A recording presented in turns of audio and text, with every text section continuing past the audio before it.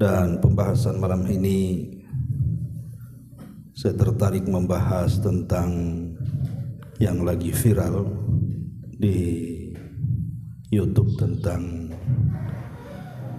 siapa itu yang orang Banten tuh? Ya. Buya Mama Gufron ya. Iya. Iya, tapi kenapa kita harus bahas? Karena ada istilah orang Arab itu likulli saqit laqit. Setiap yang jatuh itu pasti ada yang mungut.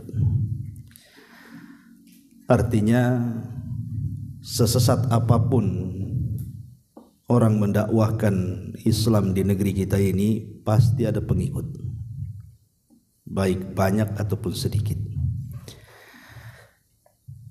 Baik yang diajarkan itu hak ataupun batil, baik yang masuk akal atau yang tidak masuk di akal, tetap saja ada pengikutnya.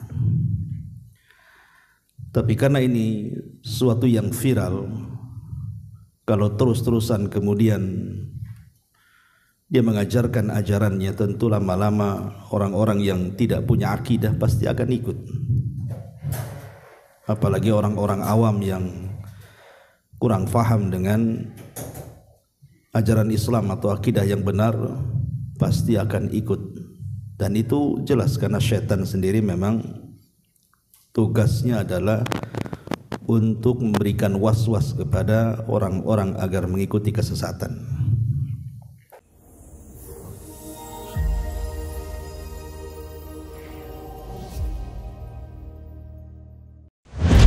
Bismillahirrahmanirrahim. Assalamualaikum warahmatullahi wabarakatuh. Alhamdulillah wassalatu wassalamu ala Rasulillah wa ala alihi wa sahbihi wa mawalah wa la hawla wa la quwata illa billahi wa ba'du. Alhamdulillah, di malam hari ini kita bisa duduk untuk bertalabul ilmi. Dan pembahasan malam ini saya tertarik membahas tentang yang lagi viral di YouTube tentang siapa itu yang orang Banten tuh? Ya. Buya Mama Gufron ya. Iya. Iya, tapi kenapa kita harus bahas? Karena ada istilah orang Arab itu likulli saqit laqit. Setiap yang jatuh itu pasti ada yang mungut. Artinya sesesat apapun orang mendakwahkan Islam di negeri kita ini pasti ada pengikut, baik banyak ataupun sedikit. Baik yang diajarkan itu hak ataupun batil, baik yang masuk akal atau yang tidak masuk di akal, tetap saja ada pengikutnya. Tapi karena ini suatu yang viral, kalau terus-terusan kemudian dia mengajarkan ajarannya, tentu lama-lama orang-orang yang tidak punya akidah pasti akan ikut. Apalagi orang-orang awam yang kurang faham dengan ajaran Islam atau akidah yang benar pasti akan ikut. Dan itu jelas karena syaitan sendiri memang tugasnya adalah untuk memberikan was-was kepada orang-orang agar mengikuti kesesatan. Taib, ma'asyiral muslimin wal muslimat rahimani wa rahimakumullah. Yang ingin saya jelaskan adalah dari sisi hurufatnya. Adapun prasangka dia bahwa dia menguasai bahasa Suryani dan tidak ada yang menguasai di dunia menurut murid-muridnya kecuali dia, ini sebuah kedustaan sebenarnya. Karena satu sisi itu sebuah kesombongan. Jangankan dia, Nabi Musa alaihi salatu wassalam pernah ditanya ketika dia berkhutbah, wahai Musa, adakah orang yang lebih alim dibandingkan kamu? Musa ini menjawab apa adanya, tidak ada orang alim. Harusnya dia mengatakan Allahu a'lam, tapi dia memastikan tidak ada orang alim di atas dia. Maka Allah Subhanahu wa taala menghukum Nabi Musa bahwa di sana ada orang yang punya ilmu yang kau tidak punya. Siapa? Nabi Khidir. Lah, ketika dia mengatakan tidak ada yang sanggup berbahasa Suryani hari ini di dunia kecuali dia, kalau bukan kesombongan apa namanya? Apakah dia sudah keliling dunia? Nah, ini juga catatan bagi dia. Yang kedua juga bahasanya aneh. Saya akan bacakan nih, sudah tulis teksnya di sini. Dia mengatakan, maqali ala inna kalimata ummati inna kalimata fima Allah la sayyidi inna kalimata Makkah Madinah la qali inna rahmata ya Rasulullah. Maqali inna rahmata sahaba sayyidina li Umar Uthman, Abu Bakar, la qali inna kalimata, pokoknya makoli semua. Sebenarnya kalau antum pernah belajar bahasa Arab,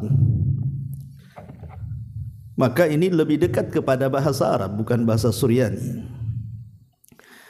Dan bahasa Arab sendiri, ikhwan, itu kan ada kaedah-kaedahnya.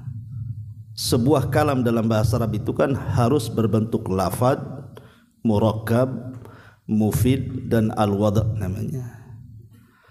Okelah, mungkin dia berbentuk lafaz dan dia juga murakkab, artinya terdiri daripada lebih dari dua kata. Tapi kan ini tidak mufid. Mufid itu artinya dipahami. Orang yang belajar bahasa Arab tidak paham ini. Dan tidak wada, bukan susunan yang diletakkan bahasa Arab seperti itu oleh para ulama. Jadi ini memang bahasanya aneh gitu kalau itu bahasa Arab, tapi ini bukan bahasa Arab, walaupun ada Arab-Arabnya, lebih ke bahasa Arab TKW ini namanya. TKW yang nggak bisa bahasa Arab kan, saya teringat waktu di Yaman, orang-orang kulit hitam itu, orang-orang Ethiopia, orang-orang Arumi dan yang lainnya, itu juga bahasa Arabnya kurang lebih kayak gini. Ya, jadi yang baru belajar bahasa Arab itu kurang lebih kayak gini. Makanya kalau ini diklaim bahasa Suryani, ya saya kira seperti ini. Karena banyak juga orang-orang yang mampu menggunakan bahasa Suryani, walaupun bahasa ini sebenarnya sudah nggak ada. Ya. Tapi yang ingin saya bahas dulu sebagai pengetahuan, ikhwan, karena kan dia mengatakan bahwa bahasa Suryani ini bahasa yang pernah diucapkan atau pertama kali diucapkan Nabi Allah Adam alaihi salatu wassalam. Baik, kita sedikit bicara soal bahasa. Ma'asyiral muslimin yang dimuliakan Allah Azza wa Jalla, kita tahu bahwa bahasa di dunia sekarang ini kan ribuan dari berbagai macam negara dan daerah. Di negeri kita saja mungkin entah berapa bahasa gitu ya, dari Sabang sampai Merauke sana. Tetapi kan mesti ada bahasa yang pertama yang kemudian pecah dari bahasa itu menjadi berbagai macam bahasa. Nah, di sini terjadi khilaf ulama, ikhwan, tentang masalah Nabi Adam ini ketika diturunkan ke dunia ini menggunakan bahasa apa. Sebagian para ulama mengatakan bahwa Nabi Adam ini berbahasa dengan bahasa Arab, dan itu yang banyak dikuatkan para ulama. Tapi ada juga mengatakan bahwa Nabi Adam ini berbahasa dengan bahasa Suryani. Yang menguatkan bahwa Nabi Adam berbahasa Arab itu, pertama karena bahasa Arab ini masih ada sejak zaman Adam sampai hari ini, masih dipakai. Sementara bahasa Suryani kan sudah punah, udah nggak ada. Mungkin masih adalah digunakan oleh sebagian orang-orang Nasrani Ortodok yang ada mungkin di Timur Tengah sana ya, daerah Suriah dan yang semacamnya. Tapi sudah nggak ada. satu negara yang berbahasa Suryani itu dah punah gitu ya. Lain dengan bahasa Arab, masih ada sampai hari ini. Yang kedua, kalau kita melihat sejarah anak-anak Nabi Adam itu juga kebanyakan bahasanya mirip dengan Arab. Seperti Qabil, Habil. Qabil dari Muqabalah gitu ya. Kemudian Nuh. Kemudian anak-anaknya juga Syam, Ham, Yafis itu kan identik dengan bahasa Arab. Sehingga kemudian apalagi kalau kita lihat hampir semua bahasa di dunia itu ada serapan Arabnya. Sehingga ada yang mengatakan bahwa bahasa pertama Nabi Adam itu adalah bahasa Arab. Walaupun ada juga yang mengatakan bahasa yang pertama itu bahasa Suryani. Ya. Tapi yang jelas bahwa Nabi Adam itu semua bahasa tahu. Karena ketika Allah Subhanahu wa taala mengatakan wa 'allama Adamal asma'a kullaha, dan Allah ajarkan kepada Adam itu nama-nama semuanya, artinya bahasa semuanya yang akan diucapkan oleh seluruh keturunannya, Adam tahu. Jadi kalau seandainya Nabi Allah Adam ada sekarang gitu ya, kemudian dia ada di Batam, ya dia juga paham bahasa Melayu. Kalau di Jawa ya pakai bahasa Jawa. Kalau Adam ke Padang ya bahasa Padang kan itu. Kalau Nabi Adam ke Flores ya bahasa Alor gitu ya. Jadi semua paham. Adapun kemudian yang ada di film-film yang ma'ruf ya kan, bahwa manusia itu dulu tidak bisa berbahasa kecuali dengan bahasa isyarat. Kemudian digambarkan tentang zaman-zaman purbakala, zaman-zaman dinosaurus dan yang semacamnya, mereka berbahasa dengan isyarat. Ini dusta. Kenapa dusta? Adam sudah bicara kok. Allah sudah ajarkan Adam itu bicara sejak di langit sebelum ke bumi kan gitu. Artinya manusia itu sudah bisa bicara, kenapa pula jadi bahasa isyarat pula kan itu. Itu orang bisu bahasa isyarat. Jadi film-film itu tidak benar itu. Lah kenapa kemudian bahasa ini sampai berkembang kemana-mana? Ulama mengatakan, ulama sejarah, jadi berkembangnya bahasa itu setelah tragedi tufan, banjir bandang yang terjadi di zaman Nabi Nuh. Lah putra-putra Nabi Nuh ini kan akhirnya kemana-mana ikhwan, terutama turunannya.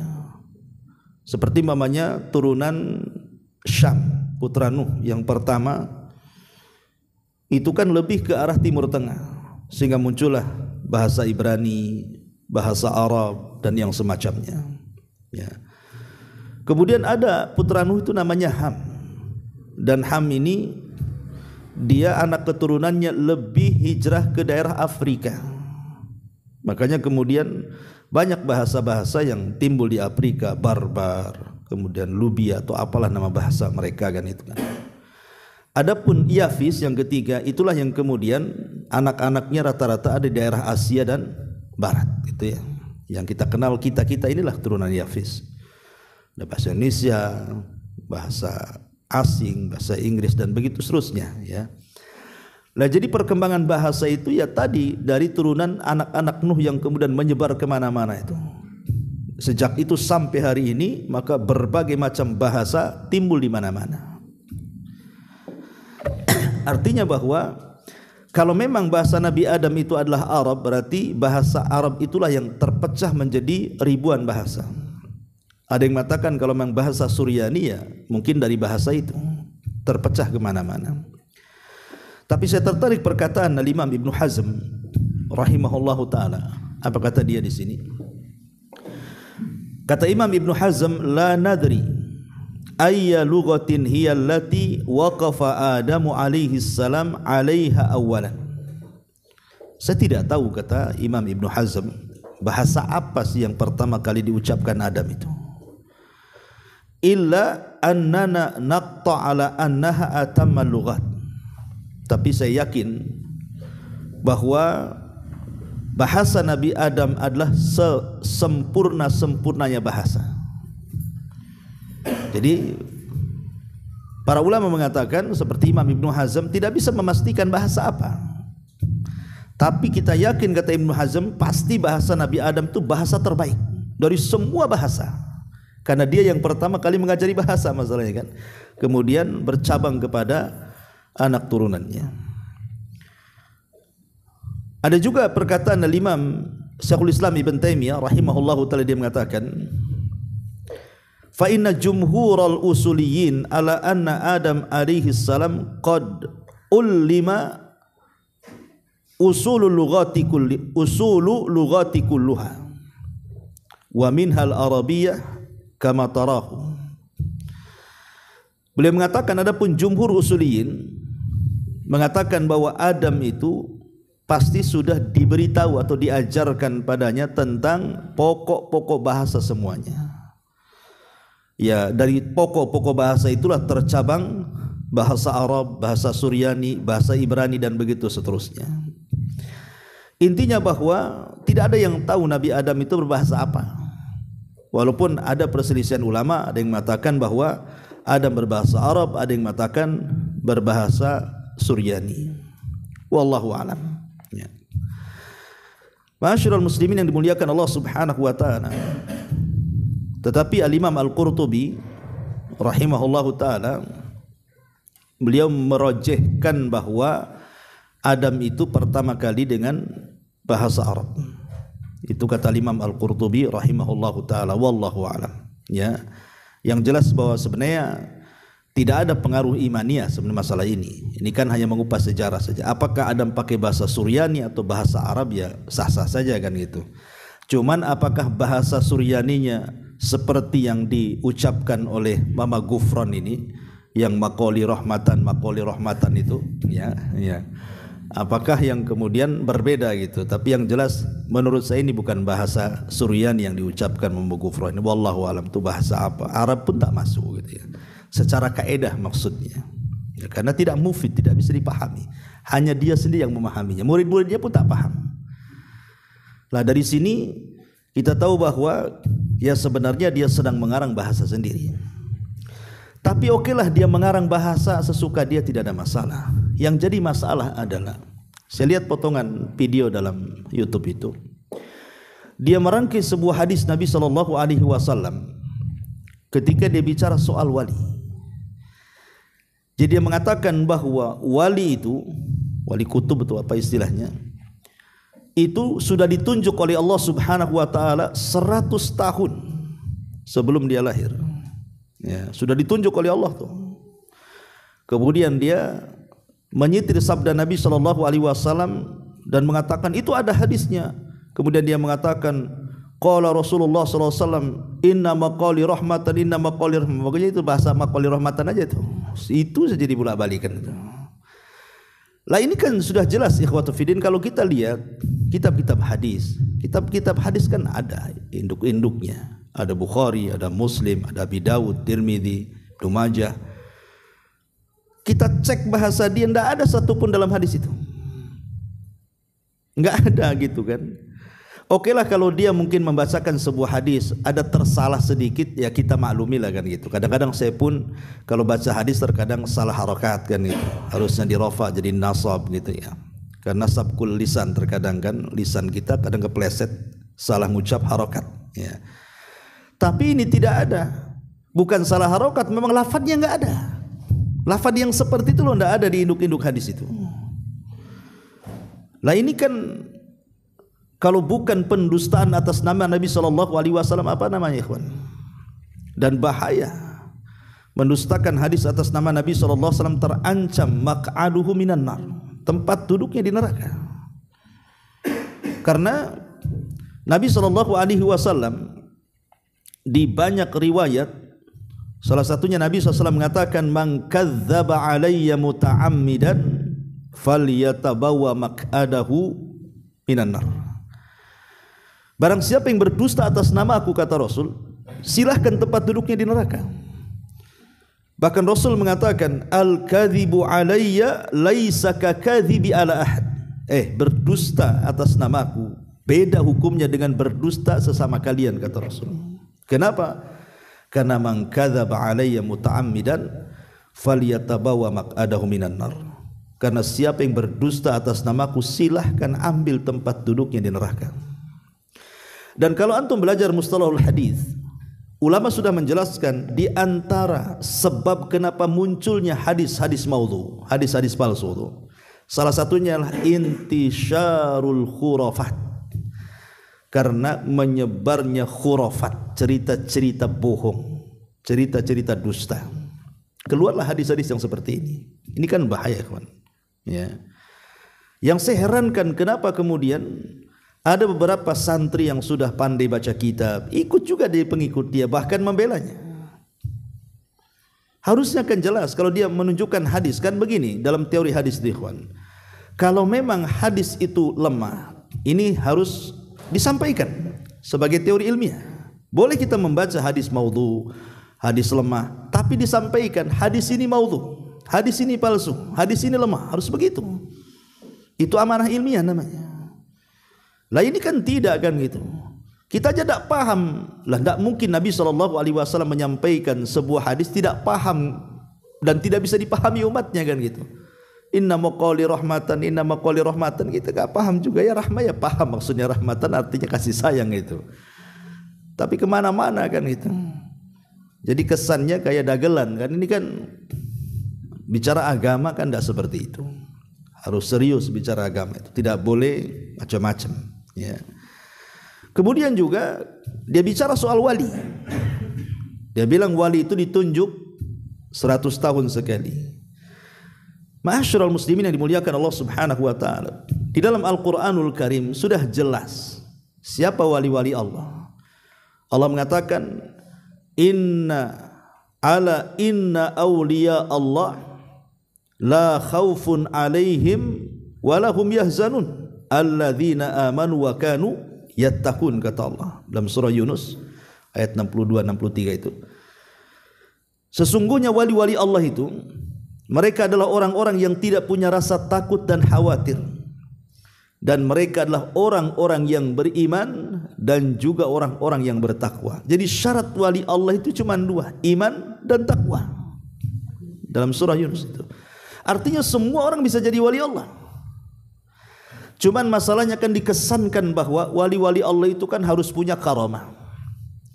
Punya karamah itu keanehan-keanehan yang disebut dengan khawarikul adah, yang berbeda dengan adat manusia. Kalau tidak ada keanehan-keanehan yang di luar daripada kebiasaan manusia, itu bukan wali. Makanya kemudian dikisahkan Mama Gufron ini, saya lihat di YouTube ya, entah benar entah salah gitu kan. Karena nama dia bukan Mama Gufron sebenarnya. Siapa, saya sudah tulis nama dia itu aslinya siapa namanya? Aslinya Ius Sugiman ya. Ius Sugiman. Ius Sugiman ini Bapak Ius Sugiman lah, sudah tua, Bapak Ius Sugiman. Jadi kenapa kemudian berubah namanya jadi Kiai Haji Muhammad Abdul Ghufran Al-Bantani ini? Konon katanya Muhammad Abdul Ghufran ini dia disematkan kunyah ini kepada dia dari gurunya. Padahal kalau kita lihat dalam bahasa Arab kunyah itu mesti didahului dengan Abu. Saya ini Abu Humairah, ini kunyah. Ummu Humairah kan itu ya. Ibnu Man, nah gitu biasanya kan Abu Man, pakai Abu, pakai itu namanya kunyah. Ini kunyahnya kok lain gitu. Muhammad Abdul Ghufran kan enggak didahului dengan Abu gitu ya. Oke lah, itu kunyah dia. Yang jadi cerita adalah kenapa muncul penamaan ini. Itu karena dia berhasil tirakat selama 40 hari 40 malam dikubur hidup-hidup. Pertanyaannya kapan sholatnya? Dikubur hidup-hidup 40 hari ini kapan sholat dia? 40 hari loh ya. Berarti dia meninggalkan sholat 40 hari kan begitu ya. Kapan wudunya, kapan sholatnya kan gitu. Oh karena dia sudah ma'rifat Ustaz. Inilah kesesatannya di sini. Tidak ada manusia yang lebih makrifat daripada Nabi. Siapa yang lebih makrifat daripada Nabi? Tidak ada. Kalau seandainya ada orang yang paling makrifat, Nabi lah yang paling makrifat kepada Allah Azza wa Jalla. Tapi Nabi SAW tidak pernah meninggalkan salat, sampai pun pecah-pecah kakinya dia tetap salat malam. Sampai Aisyah mengatakan, sudahlah cukupkan dengan yang wajib-wajib saja wahai baginda Nabi. Kata Rasul, afala akunu abdan syakura, salahkah saya menjadi hamba yang bersyukur? Nah ini kan khurafat ya. Ada juga yang mengatakan bahwa dia karena i'tikaf di kuburannya Syekh Abdul Qadir Jailani. Karena dulu dia, kalau saya lihat di internet tuh biografinya, dulu waktu muda-mudanya dia tukang obat. Jadi banyak orang yang sakit datang ke Mama Gufron ini, kemudian ya semacam dukun kampung lah kan itu. Kemudian lama-lama menghilang, entah berguru sana sini gitu ya. Akhirnya terkenal lah, kemudian viral hari ini. Yang anehnya kemudian banyak pula pengikutnya. Kalau hanya sekedar menjadi tukang obat, ya tukang obat aja kayak Pak Jul gitu. Kenapa pula lah kemudian bisa mengatur-ngatur malaikat dan begitu seterusnya kan itu. Coba ini yang pertama ya. Jadi yang saya koreksi itu dari beliau adalah mana mungkin kemudian dia bisa mengarang-arang sebuah hadis yang bukan dari Nabi sallallahu alaihi wasallam. Yang lebih hebatnya lagi adalah dia mampu mengarang 500 kitab. Imam Syafi'i, kurang apa cerdasnya Imam Syafi'i rahimahullah ta'ala itu. Kalau kita melihat karyanya Imam Syafi'i seperti yang dikatakan oleh Al-Hafidz Ibnu Hajar Al-Asqalani, dia mengatakan apa? Bahwa karya Imam Syafi'i itu sekitar mi'ah wa naif wa arbaun katanya, kitaban. Ya sekitar 140 lebih kitab. Itu karya Imam Syafi'i. Dan itu diperkuat oleh seorang alim min ulama Syafi'i namanya Imam Al-Muzani.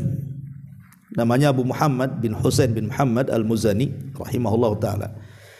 Dia mengatakan bahwa kalau dia mengatakan karya Imam Syafi'i itu sekitar 113 kata Imam Muzani, tapi kata Al-Hafidz Ibnu Hajar 140 ke atas. Ada yang mengatakan 140 kitab. Ya pokoknya sekitar itulah karya Imam Syafi'i. Lah kurang apa Imam Syafi'i cerdasnya, ikhwan?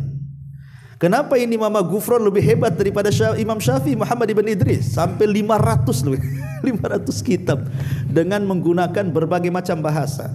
Kata dia dari bahasa Suryani, dari bahasa Ibrani, dari bahasa Ajam, dari bahasa Arab. Luar biasa.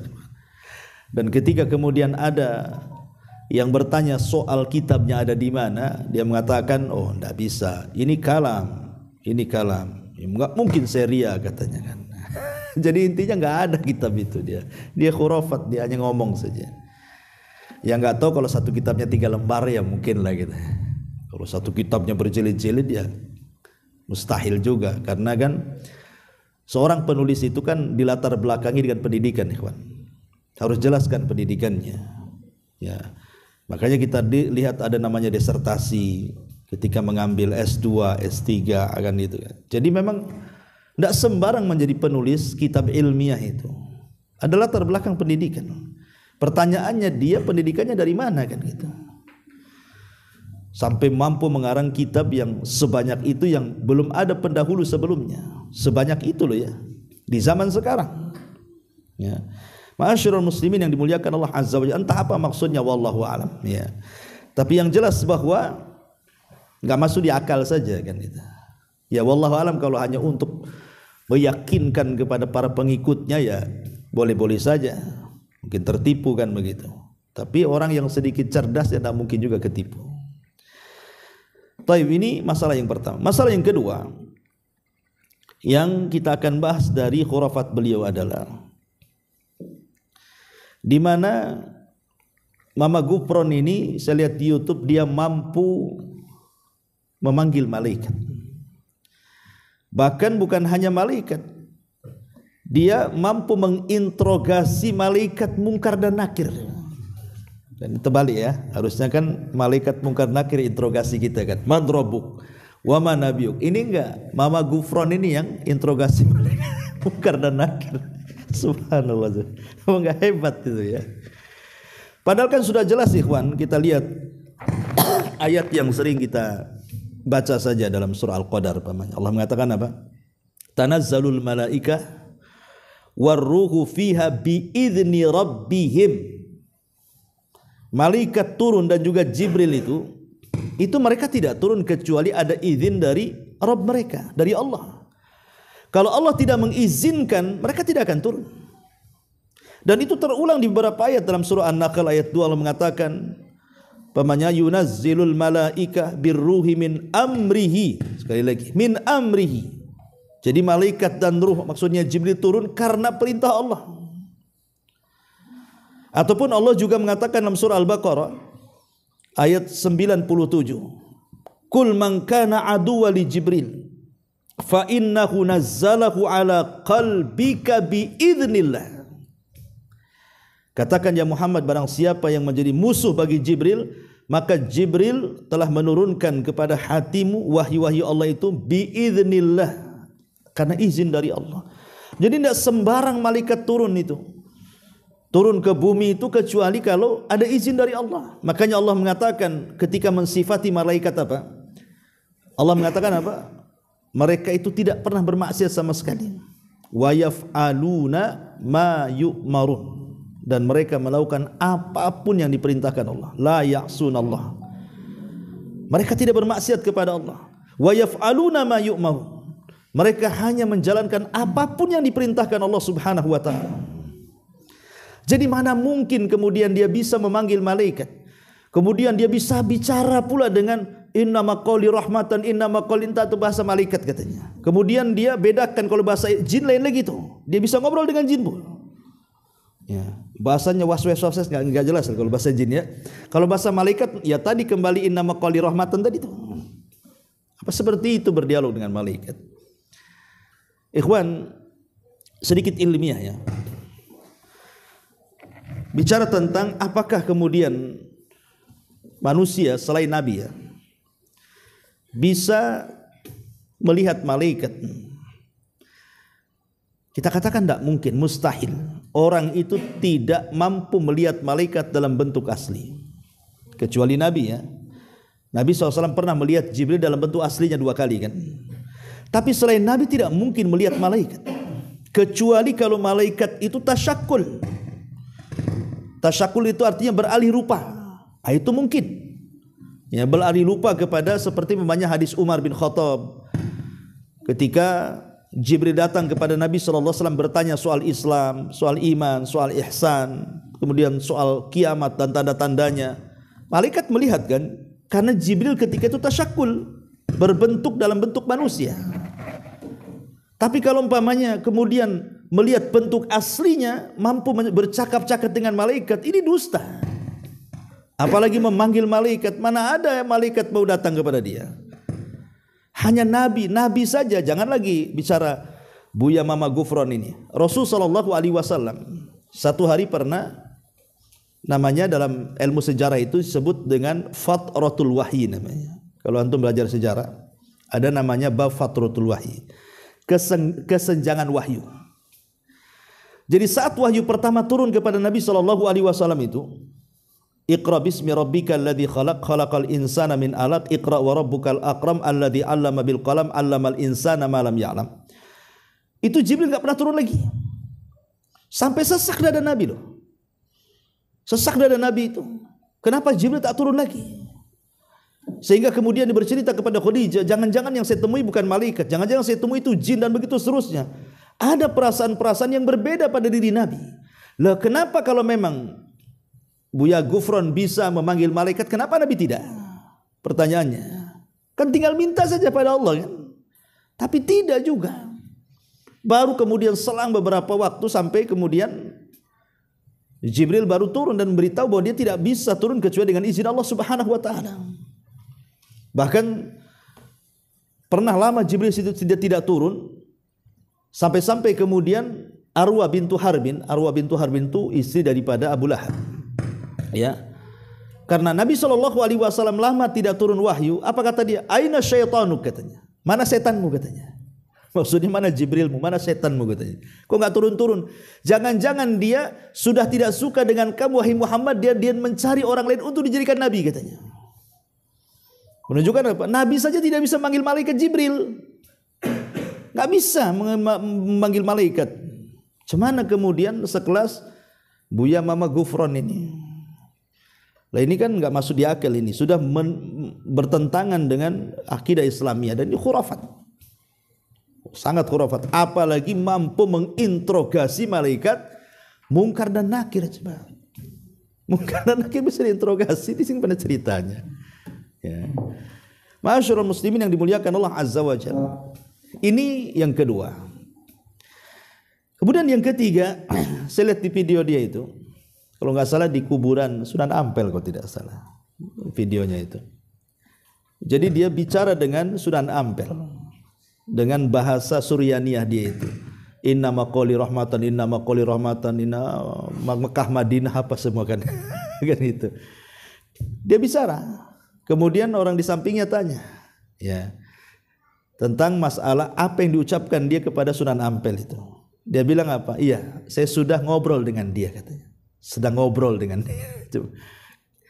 Ma'asyiral muslimin yang dimuliakan Allah Azza. Pertanyaannya, apakah mungkin orang itu ngobrol dengan orang yang sudah mati, yang sudah tertutup dengan barzah? Dan kesannya itu kan ngobrol dengan ruh. Seolah-olah dipanggil ruhnya Sunan Ampel, kemudian diajak bicara. Ikhwan, masalah ruh itu masalah gaib. Allah mengatakan alimul ghaibi fala yadharu ala ghaibihi ahada. Dialah Allah yang mengetahui perkara yang gaib, maka dia tidak memperlihatkan kepada siapapun tentang kegaiban itu. Dan ruh itu perkara gaib. Karena dalam sebuah ayat Allah mengatakan yas'alunaka 'anir ruh qulir ruhu min amri rabbi. Mereka bertanya-tanya soal ruh. Katakan ruh itu urusan Rabb. Macam mana mungkin kemudian dia bisa berdialog dengan orang yang sudah meninggal? Di dalam Al-Quran Allah jelas mengatakan fa innaka la tusmi'ul mauta. Kalian tidak mungkin memperdengarkan orang yang sudah mati. Ya, dalam posisi-posisi tertentu memang orang mati itu bisa mendengar. Seperti umpamanya orang yang mengantarkan jenazah. Dia mengatakan apa? Mau dibawa kemana aku katanya. Kemudian setelah dimasukkan ke dalam liang lahat, kemudian yang mengantar pulang, dia sempat mendengar suara terompahnya. Ya, dalam kondisi-kondisi tertentu si mayat itu mendengar. Ya. Tetapi tidak semua hal si mayat itu tahu. Apalagi kita orang yang hidup ngajak bicara dengan orang yang mati. Jangankan itu, Nabi SAW pernah satu hari berbicara dengan jasad-jasadnya yang meninggal di perang Badar, dari Abu Lahab, Umayyah yang dimasukkan kepada sumur itu. Nabi SAW berbicara dengan mereka. Sekarang kalian tahu kan bahwa apa yang Allah janjikan kepada aku benar dan apa yang kalian janjikan dusta. Umar mengatakan, ya Rasul, ngomong sama siapa kamu katanya. Maka Rasul mengatakan, kalian tidak tahu, aku saja yang tahu. Dari sini kita tahu bahwa ini kekhususan Nabi. Iya, kalau Nabi SAW memang mukjizat kan itu. Dan tidak semua juga dia berbicara dengan semua kuburan. Lah ini kok bisa Buya Gufron, kok gimana caranya dia bisa ngobrol dengan orang yang di dalam kuburan itu, sementara Sunan Ampel sudah berapa tahun kan di dalam kuburan itu. Dia bisa bicara dengan orang di kuburan. Kalau memang betul dia bisa bicara, harusnya dia orang paling soleh, kawan. Kenapa? Dia bisa tanya kepada orang yang diadab, cemana rasanya, cemana rasanya aku dicambuk, gimana pertanyaannya, udah ada bocoran lah dia. Kan gitu ya. Dia dapat bocoran dari orang-orang yang di kuburan kan. Ya, sehingga kan dia mesti lebih takwa lagi, lebih takut lagi. Ini enggak, malah berdusta atas nama Nabi coba. Nah, ini kan aneh gitu ya. Nah, ini juga diantara khurafat dia. Ma'asyiral muslimin yang dimuliakan Allah Azza wa Jalla. Kemudian juga diantara khurafat dia yang sudah saya tulis ini, dia bisa berkomunikasi dengan Nabi Khidir. Bahkan ada satu video itu dia menceritakan tentang karomahnya beliau. Jadi satu hari beliau itu berangkat ke Pulau Bawean. Kemudian pulang dari Pulau Bawean itu, Gresik sana, dihantam ombak sampai 10 meter lebih. Itu tiba-tiba perahunya berhenti sendiri. Mesinnya berhenti. Dan hampir terguling tuh. Orang-orang pun sudah terpeki-peki, udah matilah di situ. Lah kebetulan Mama Gufron itu ada di perahu katanya, ada di kapal itu. Kemudian dia mengatakan, dia menenangkan orang, langsung dia naik ke atas perahu, kemudian dia bersalawat kepada Nabi Khidir. Allahumma sholli ala Khidir katanya. Langsung ombaknya itu surut. Kemudian kapalnya tiba-tiba mesinnya nyala kembali. dan membawa penumpang selamat ke Gresik katanya. Mana ceritanya? Kita ini bersolawat kepada Nabi kita loh, bukan Khidir. Kita ini punya Nabi sendiri, Nabi kita Muhammad sallallahu alaihi wasallam, bukan Khidir.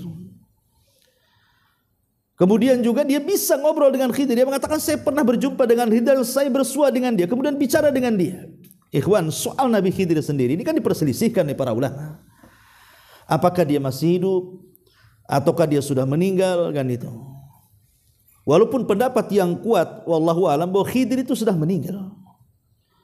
Dengan berbagai macam alasan kan, karena Allah yang mengatakan wa ma ja'alna li basyarin min qablikal khuld. Tidak ada kami jadikan satupun manusia sebelum wahai Muhammad mereka kekal, artinya mati. Ya. Mereka mati semuanya termasuk Khidir. Kecuali yang Allah kecualikan siapa? Isa. Kalau Isa memang Allah kecualikan, diangkat ke langit, ya. Tapi Khidir tidak dikecualikan dalam Quran.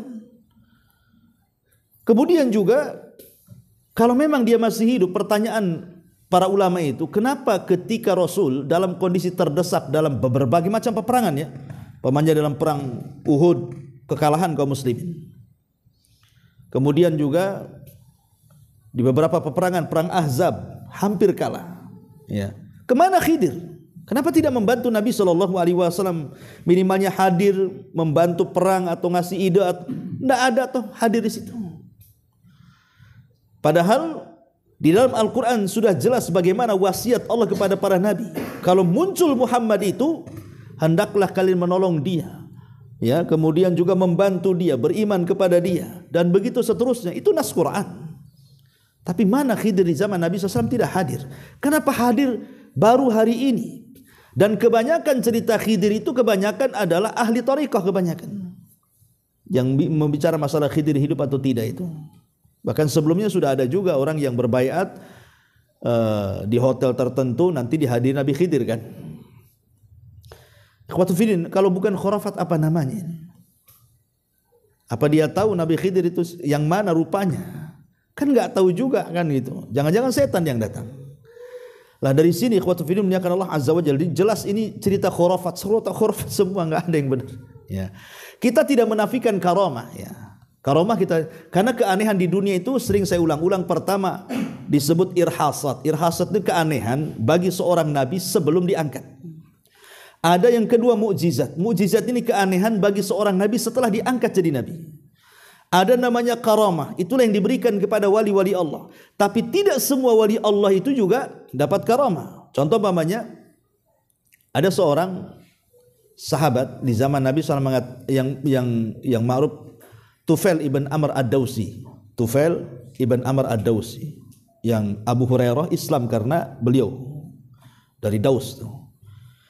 Ketika dia berdakwah kepada kaum Daus, tidak ada yang beriman. Datang kepada Rasul. Rasul, kaumku tidak banyak beriman, macam mana caranya? Maka Rasul mengatakan, sudah, berangkat kembali kepada kaummu, nanti akan ada tanda-tanda dari Allah kekuasaannya untukmu. Maka berangkatlah dia pulang, tiba-tiba tangannya bercahaya. Malam-malam tuh, kayak senter gini ya. Dia mengatakan, ya Rabb, ini kalau tanganku bercahaya akan jadi fitnah, pindahkan. Akhirnya ditaruh di jidat pula, di sini cahayanya, pindah ke dahinya. Kemudian, ya Allah, kalau ini cahaya dahi bisa jadi fitnah, akhirnya ditaruh di mulutnya, kalau ngomong bersilau-silau. Sebab itulah kaum Daus masih Islam. Pertanyaannya, apakah kemudian sekelas Abu Bakar, Umar, Utsman yang karamah-karamahnya tidak diceritakan, tidak lebih hebat daripada Tufail ibn Amr ad-Dawsi? Tidak. Abu Bakar lebih hebat dibandingkan Tufail, walaupun tidak dijelaskan karamahnya kan. Dari sini ada kaidah kata Syekhul Islam Ibn Taimiyah, belum tentu seorang wali yang ada karamah lebih mulia dibandingkan seorang wali yang tidak ada karamah. Itu maksudnya. Ya. Dan karamah itu diberikan betul-betul kepada orang-orang yang beriman. Di sana ada namanya maunah. Maunah itu ya orang-orang biasa kayak kita lah, umpamanya antum lagi jalan, tahu-tahu ada kontainer blong remnya, harusnya antum ketabrak, tiba-tiba antum selamat, itu maunah namanya. Ya, maunah pertolongan dari Allah. Ada juga ihana. Ihana itu menghinakan dia. Seperti yang sudah saya ceritakan ketika ada orang buta sebelah datang kepada Musailamah al-Kadzdzab ingin disembuhkan, akhirnya diludahi jadi buta dua-duanya. Itu kan ihana. ya, menghinakan Musailamah al-Kadzdzab namanya. Nah, kita tidak syak lagi ada karomah kan itu. Tapi karomah ini betul-betul diberikan oleh Allah kepada wali-walinya sesuai dengan hajat dan kebutuhannya. Bukan diceritakan begini-begini nggak jelas kan itu. Coba bayangkan sampai bisa bicara dengan semut, bicara dengan jin. Lah, orang yang berkomunikasi dengan jin itu macam mana caranya berkomunikasi dengan jin ya? Lain kalau orang meruqyah, umpamanya ada orang kesurupan, kita ruqyah ya. Kemudian jinnya ngomong, mungkinlah berkomunikasi ya. Tapi kalau tanpa ada orang kesurupan, tiba-tiba orang kemudian berkomunikasi dengan jin, tidak mungkin kalau dia tidak ada kerjasama dengan jin tuh. Dan biasa dilakukan oleh para dukun biasanya. Yang suka berkomunikasi dengan jin, kalau dia orang beriman, tidak mungkin dia berkomunikasi. Kecuali para dukun. Kalau dukun ya, karena mereka memang junjungan mereka jin, makanya mereka berkomunikasi dengan jin. Tapi orang yang bertauhid tidak mungkin, dan buat apa berkomunikasi dengan mereka? Nggak ada gunanya. Nah, ma'asyiral muslimin yang dimuliakan Allah Azza wa Jalla, kemudian pakai bahasa jin aneh-aneh. Lu kata Syekh bin Baz rahimahullah taala, jin itu sama dengan kita. Di antara mereka ada yang bahasa Inggris, ada yang bahasa Eropa, ada juga yang mungkin bahasa Jawa, ada bahasa Sunda. Jin sama dengan kita. Kurang lebih jin itu. Kehidupan dia persis dengan kita. Ada yang ojek online. Pokoknya persis kehidupan manusia itulah kehidupan jin. Makanya kita lihat orang yang ruqyah itu tiba-tiba dia bisa bahasa Arab. Mungkin jinnya dari Timur Tengah kan gitu. Bisa saja kan itu. Atau bahasa Inggris. Kapan dia kursus ke Pare kampung Inggris kok bisa bahasa Inggris dia?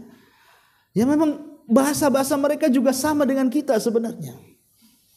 Mereka juga ada geng motornya juga sama. Jadi kurang lebih lah kehidupan mereka dengan manusia itu. Lihat kehidupan kita sama kehidupan jin seperti itu. Tapi manusia lebih mulia dibandingkan mereka. Tapi ini khurafat ikhwan. Namanya khurafat ya khurafat, apalagi kan itu. Ma'asyiral muslimin yang dimuliakan Allah Subhanahu wa taala. Kemudian juga dia bicara ketika ngobrol dengan orang mati tadi. Kan pakai bahasa Suryani. Memang ilmiahnya ulama memang berbeda pendapat. Ketika Munkar dan Nakir itu bertanya kepada kita, menggunakan bahasa apa? Ada yang mengatakan bahwa bahasa Munkar dan Nakir ketika mengatakan siapa Rabbmu, siapa Nabimu, apa agamamu, itu memang pendapat pertama.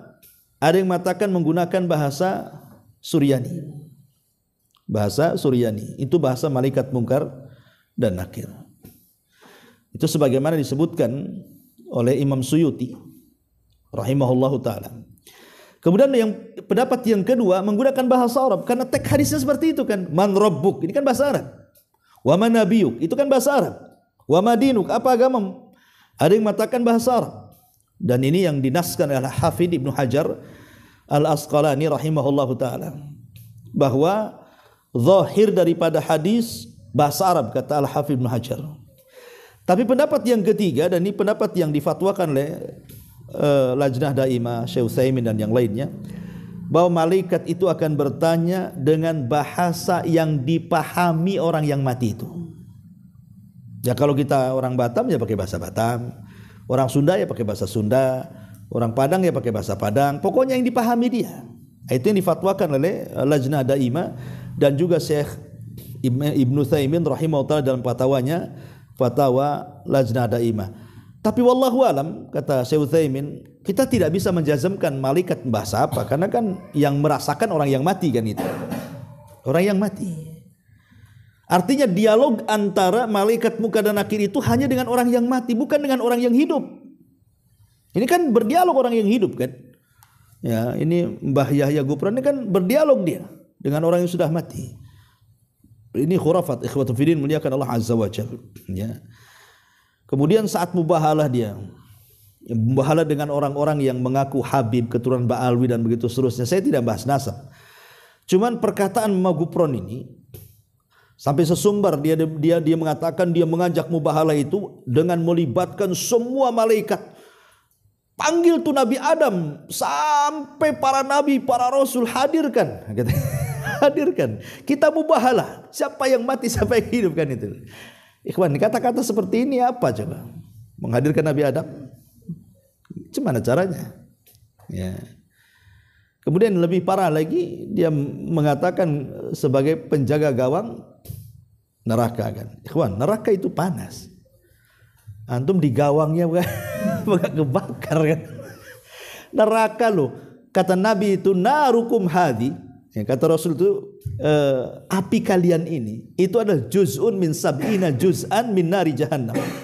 Itu satu bagian dari 70 bagian api neraka. Yang satu saja ada kebakaran besar, ikhwan. Kita dekat-dekat panas kita ini.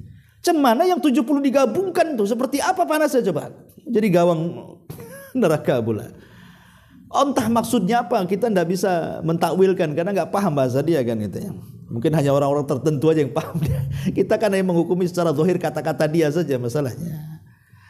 Ya mungkin maksudnya nggak seperti itu, tapi zahirnya kan seperti itu ucapan dia yang kita pahami.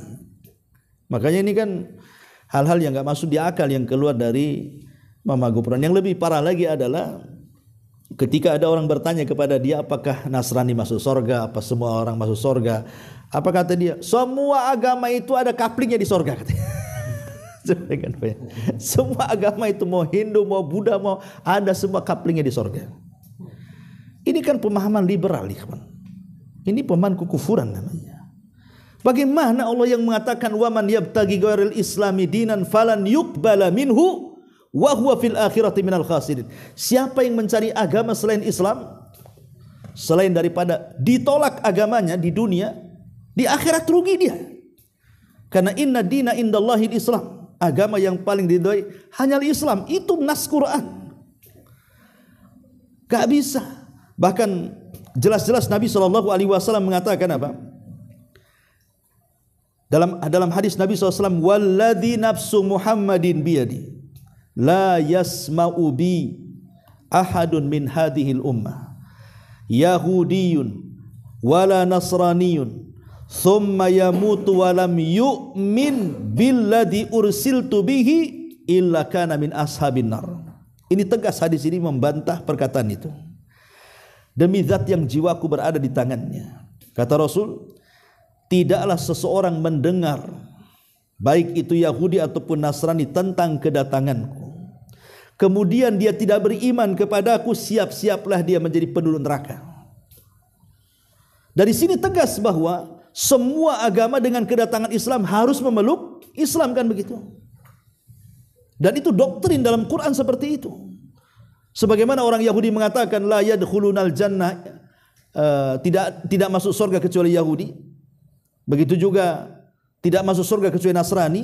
Masa kita tidak boleh mengatakan tidak ada yang masuk surga kecuali kaum muslimin? Mereka saja berani mengatakan seperti itu, kan begitu. Maka kita katakan tidak ada yang masuk surga kecuali dia seorang muslim. Karena bagaimanapun setelah kedatangan Nabi SAW, pertama agama yang dibawa Rasul adalah agama yang terakhir. Kedua, Nabi yang diutus oleh Allah adalah Nabi terakhir. Ya kan? Nabi terakhir. Dan Al-Quran yang diturunkan adalah kitab terakhir. Apalagi? Berarti itulah yang kemudian diikuti. Ya mungkin di masa Isa pengikut Isa yang paling selamat, di masa Musa pengikut Musa yang paling selamat. Sekarang eranya Nabi Muhammad, berarti pengikut Nabi Muhammad itulah yang selamat. Karena tidak mungkin disamakan antara ajaran Islam dengan ajaran Nasrani. Ajaran Nasrani itu ajaran di atas kesyirikan, mengatakan Isa Tuhan, mengatakan Isa anak Tuhan, mengatakan Isa satu di antara Tuhan. Ajaran Yahudi menganggap Uzair itu anak Tuhan. Tidak bisa. Sementara kita mengatakan Qul huwallahu ahad, Allahus samad, lam yalid walam yulad walam yakul lahu kufuwan ahad. Enggak nyambung. Kita ini mengklaim agama kita ikut Ibrahim. Nasrani juga mengatakan agama mereka ikut Ibrahim. Yahudi juga mengatakan agama mereka ikut Ibrahim. Tapi Allah mengatakan makana Ibrahimu Yahudian wala Nasranian walakin kana hanifan musliman wa ma kana minal musyrikin. Ibrahim bukan Yahudi, Ibrahim bukan Nasrani. Ibrahim itu hanif, lurus. Dia tidak melakukan kesyirikan. Sementara agama-agama mereka melakukan kesyirikan. Macam mana kemudian disamakan? Ini kan ajaran pluralisme namanya, ajaran liberalisme. Kemudian dikatakan semua agama punya nabi, Hindu punya nabi, Buddha punya nabi, Konghucu punya nabi, semua punya nabi. Ikhwatu fiddin, bahasa Quran itu cuma dua, ahlul kitab dan musyrikun. Ahlul kitab cuma dua, Yahudi dan Nasrani. Itu diberikan kitab, artinya itu yang ada nabinya. Orang musyrik itulah yang tidak diberikan kitab dan tidak ada nabinya. Dipahami di sini, ya.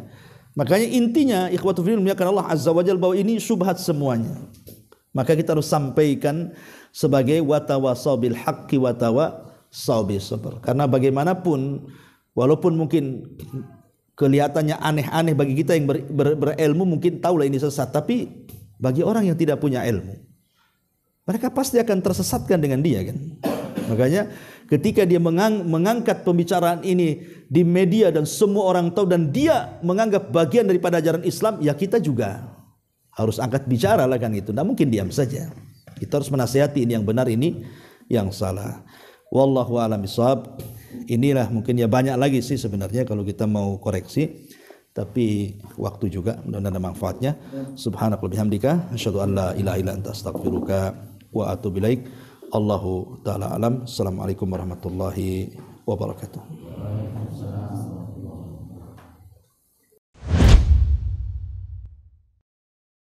Intinya bahwa tolong berakhlak kepada Allah. Membahas tafsir dari surah Al-Imran. Lahirlah Imam Muslim, Abi Dawud, Tirmidzi, Ibnu Hibban. Jadi ketika Yunus alaihi salatu wassalam terkena undian itu,